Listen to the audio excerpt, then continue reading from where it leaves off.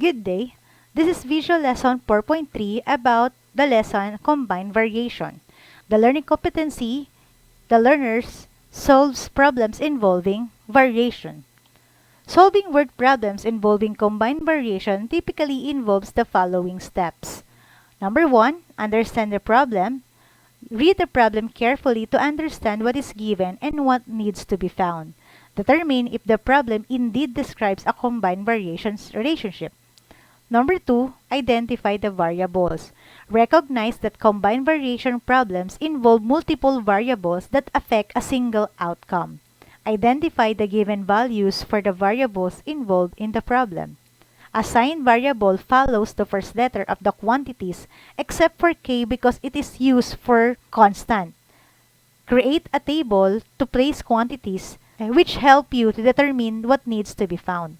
Number 3, set up the combined variation statement. Determine which quantities in the problem are varying directly and varying inversely. Number 4, determine the constant of variation. Use the information provided in the problem to find the value of k, then substitute these values into the mathematical equation and solve for k. Number 5, write the equation of variation. Once you have determined the value of k, substitute it back into the combined variation statement, and this will give you specific equation of variation for the problem. Number 6, solve for the unknown. Use the equation of variation to solve for the unknown variable, and this might involve algebraic manipulation, substitution, or solving equations. And lastly, check your final answer. Ensure that your solution satisfies all conditions given in the problem, and make sure the answer is in the correct units. Remember, combined variation problems often involve scenarios where one quantity varies directly with two or more other quantities, or inversely with one while directly with another. Familiarity with these concepts and regular practice will help you become proficient in solving such problems. So, let's have illustrative example number 1. The time needed to paint a fence varies directly as the length and inversely as the number of workers. If it takes 10 hours to paint 400 feet of fence with 6 workers, how long will it take for 10 workers to paint 1,000 feet fence? So the first thing we need to do is to identify the quantities that varies directly and that varies inversely. So we have the time that varies directly to the length and varies inversely to the number of workers. So let's take note of the givens. So here, it takes 10 hours, which is the time, to paint 400 feet of fence, which is the length of the fence, with 6 workers, which is the number of workers. And how long will it take 10 workers to paint 1,000 feet of fence? So the unknown now is the time. So as required, we will assign variables for these quantities. So let T be equal to time needed to paint. Let L be equal to the length of a fence. Let W be the number of workers. And let K be equal to the constant. By creating a table, we will put the dependent variable below.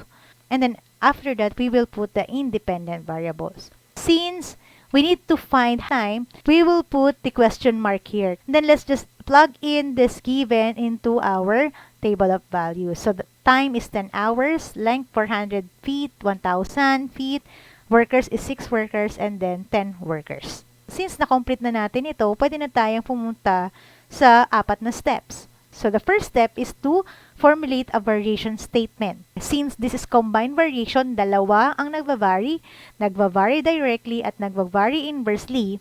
Yung time nagvavary directly kay length, and that is T equals KL over the number of workers, which is W. Then, solve for the constant of variation. Syempre, yung kumpletong assigned values ang kailangan natin gamitin. So, by substitution, we have 10 equals to K times 400 over 6. Then, let's multiply 10 and 6, that is 60 equals to 400. Okay, then let's divide both sides of the equation by 400. And 60 over 400, ito ay cancel na natin yung 0 dito, magiging 60 over 40. Since 6 and 40 are divisible by 2, we have the constant 3 over 20. Then, let's write the equation of variation. So, by replacing the value of k, 3 over 20, we have t equals to 3 over 20L over W. Let's solve for the unknown. The unknown is the time, so we have t equals to 3 over 20 times 1,000 over 10. 1,000 divided by 10 is 100. So we will have t equals 3 over 20 times 100. Then 100 divided by 20, that is 5. And 3 times 5 is 15.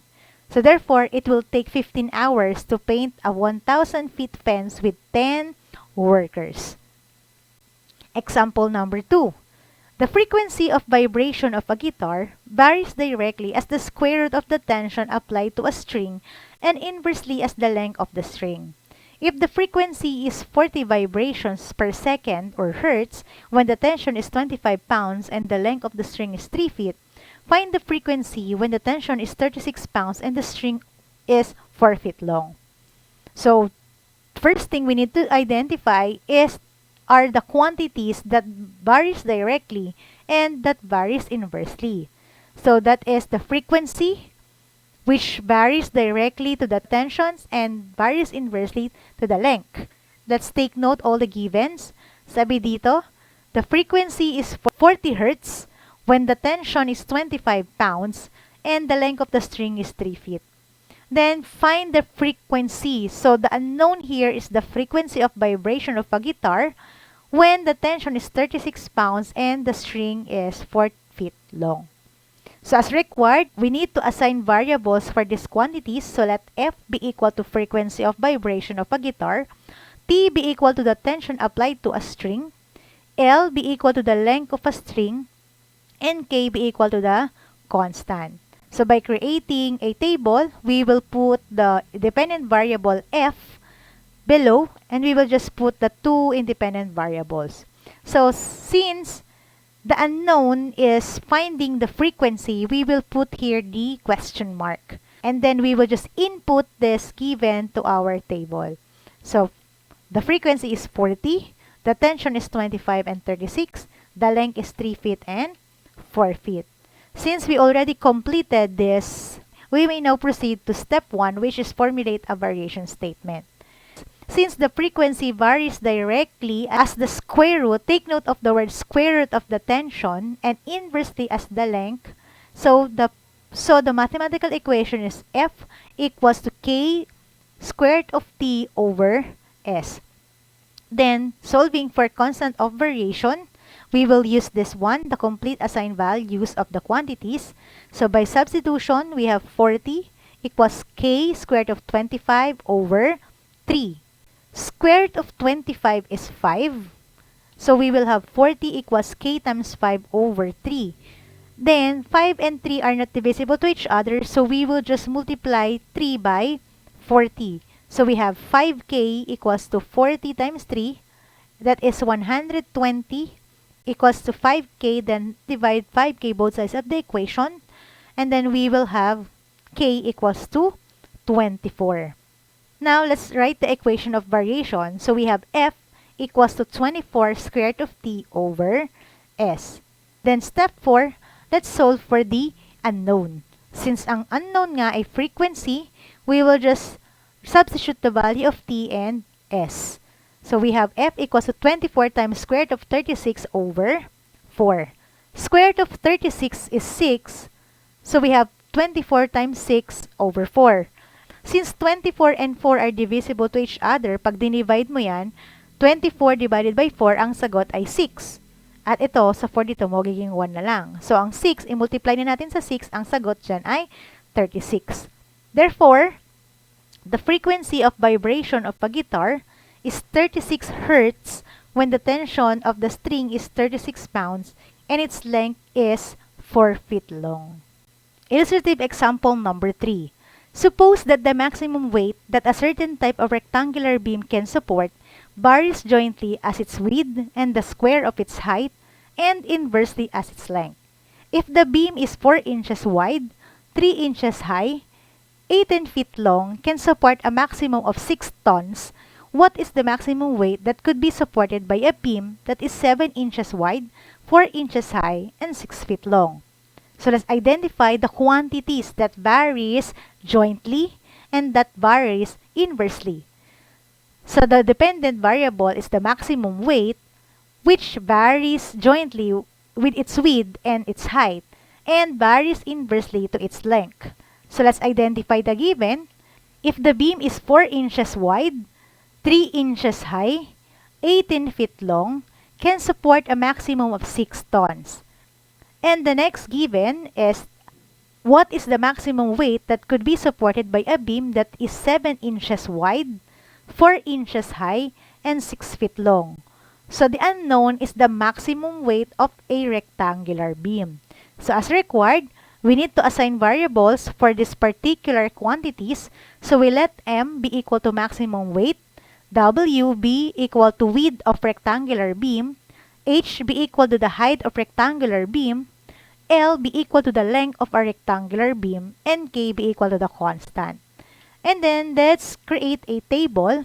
So we will put the dependent variable maximum weight here, and then we will just input the 3 independent variables above. Since the unknown is the maximum weight of a rectangular beam, we will put here the question mark, and then we will just copy this given and input it in our table. So maximum weight is 6 tons, width is 4 inches, 7 inches, height is 3 inches, 4 inches, and length is 18 feet, 6 feet. Then, since we already completed this, we can now proceed to the steps to solve for the unknown. The first one is to formulate a variation statement. So since the maximum weight varies jointly with its width and the square of its height, take note of the word square of its height. So that is M is equal to KWH squared, and inversely as its length over L. So this is the mathematical equation of this problem. Then finding the constant of variation, we will use this kasi sila yung kompleto na value. And substitute it to the mathematical equation. We have 6 equals K times 4 times 3 squared equals to 18. So let's just simplify further. 3 squared is 9. Then multiply 4 by 9, that is 36. And we know that 36 is divisible by 18. So 36 divided by 18, that is 2. And then we have now K times 2, that is 2K. So we have 6 equals to 2K. Then divide both sides by 2. So K is equals to 3. So let's identify the equation of variation. So since K is 3, all we have to do is to replace the value of 3. So we have M equals to 3WH squared over L. Then solve for the unknown. The unknown is the maximum weight. All we have to do is to substitute the given values of WH and L. M equals 3 times 7 times 4 squared.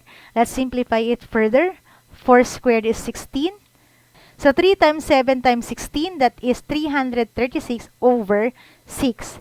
If we divide 336 over 6, that is equal to 56. Pwede rin natin gawin ito para mas mabilis, para hindi tayo mag-multiply ng malaking number at mag-divide ng malaking number, pwedeng gawin natin ito.